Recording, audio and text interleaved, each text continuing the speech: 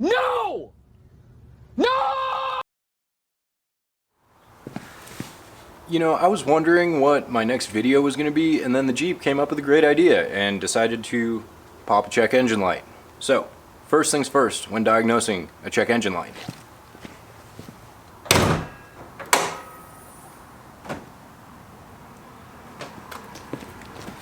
It's still there. What's going on, YouTube? I'm Josh. This is my 2014 Jeep Grand Cherokee SRT. It has about 97,000 miles on it, almost 98. If you're new to the channel and you enjoy content like this, be sure to smash the subscribe button, hit the like button for the YouTube algorithm, leave a comment in the section below. I try and respond to every comment that gets left on these videos. Last night when I was getting into the Jeep, I started it up and I had a check engine light. Now there's a couple things regarding the Jeep that are different when it comes to check engine lights. One of the features that is really nice is the Self-Diagnostic Mode. And what Self-Diagnostic Mode is if you use the left side of the steering wheel controls, you can scroll through the different screens to go to the Self-Diagnostic menu. And in that menu, if you hit OK, it will read out your check engine light. In this case, it is a P0456, I think, which is a small evaporative emissions leak.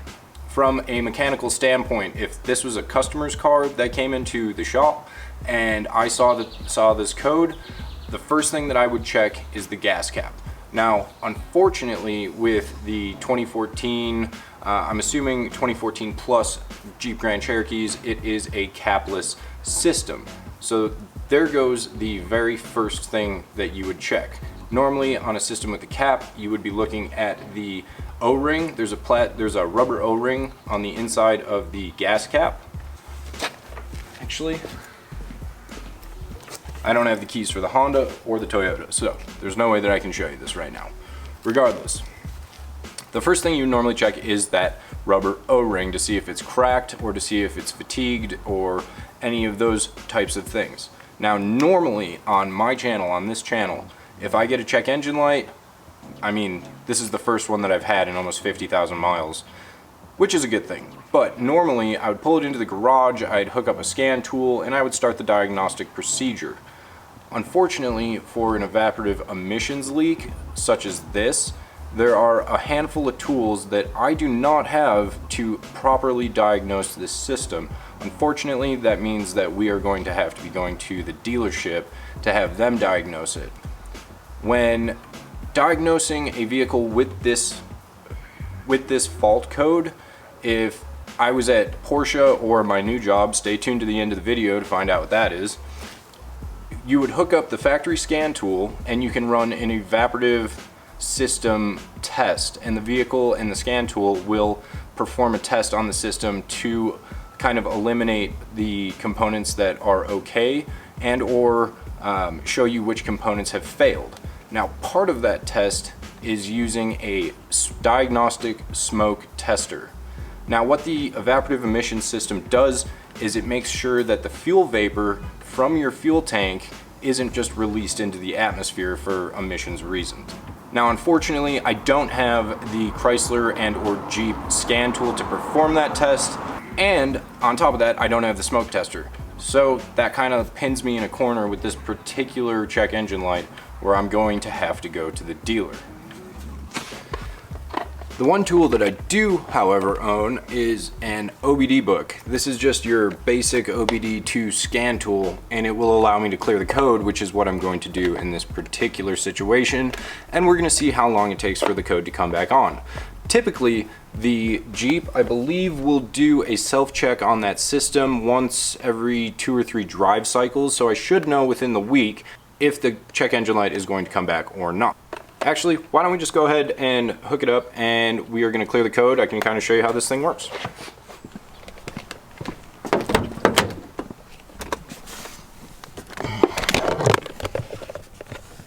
Where's it at? Right there. Okay, so there is your OBD2 port, and all we're going to do is hook this up into the OBD port. It's powered off of the power pin. We're gonna turn the vehicle on. Can you please be quiet? All right, I'll make this quick. Go into your diagnostic codes, hit go, hit read codes. This is gonna verify that it is the P0456 and 440. System, very small leak.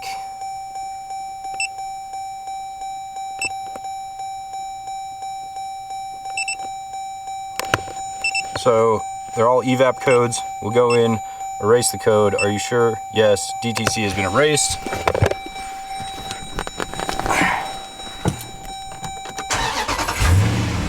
And as you can see, the check engine light is gone. Bueno.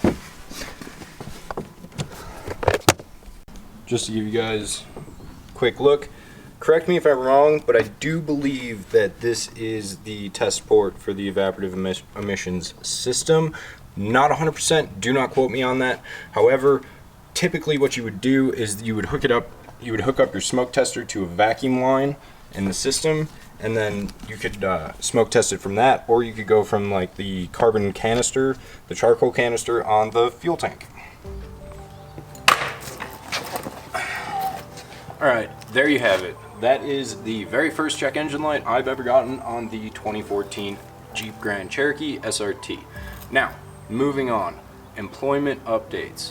I have had my second interview with my potential employer. I know that I told you in the beginning of the video that I would tell you who it is. Not just yet. We are 99.5% of the way there. I promise you it's going to be worth it. It's what I've been waiting for. No, it's not Lamborghini or McLaren, but I promise it's cool. Aside from that, we're coming up on 1 million total channel views, which is huge. I never thought that I would be here. And on top of that, we're coming up on the 15,000 subscriber mark. Now, as most of you know, unless you're new to the channel, the 15,000 subscriber giveaway is going to be a Porsche carbon ceramic brake rotor that I've converted into a clock. Please hold.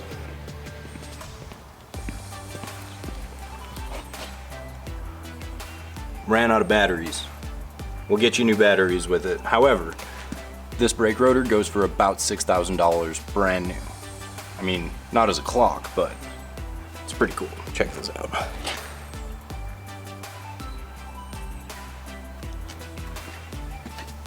So anyways, stay tuned if you want a chance to win this carbon ceramic brake rotor. Smash the subscribe button, and we'll help everybody who's participating in this get a little bit closer to winning this brake rotor. Okay, so we've gotten the check engine light out of the way, we've gotten the employment update out of the way, we've gotten the brake rotor 15K giveaway out of the way. Next thing is the title. We finally have gotten the title to the Jeep. Thank God. They lost it in the mail. Ally shipped it to the wrong address. I have all the paperwork that I need to re-register it, and I am just so thankful that I finally have that very important piece of paper, clean original title in hand. Thank you. Oh my goodness. That one was really starting to concern me. And that brings me to my next little tidbit. I don't know why, but TJ Hunt's Street Hunter wide body A90 Supra, for some reason, I know I've talked about the Supra in the past on this channel, and I said that I did not like it. However, for some reason, it's growing on me. Yes, I know it's a BMW, but it's also a Toyota. It's this weird, like, German, Japanese, like, Frankenstein vehicle. And I think that, I don't know, the 2021 is coming out. Realistically, I'd like to wait for a Trackhawk, but that is just, it is outside of my price range for what I would be comfortable with. You know, with this, I had it appraised by CarMax at 28 to 30 seems like it's pretty much where, you know, the value of the SRT is, which means if I were to get another Jeep, it would most likely be an SRT and not a Trackhawk, although I would absolutely love to work with a Trackhawk. So that brings up the C8 Corvette, the A90 Supra, the Dodge Ram Rebel TRX, depending on what the price is on that when it comes out. Apparently it's going to be available with a 550 horsepower 7-liter Hemi or the Hellcat engine. Who's to say? No way to know for sure. All I can ask is that the automotive market will soon get back to normal business as usual. Oy. Well, there's the update, guys. If you enjoy content like this, smash the like button, hit the subscribe button, leave a comment in the section below, and until next week's video, next week-ish, I'm out. Later.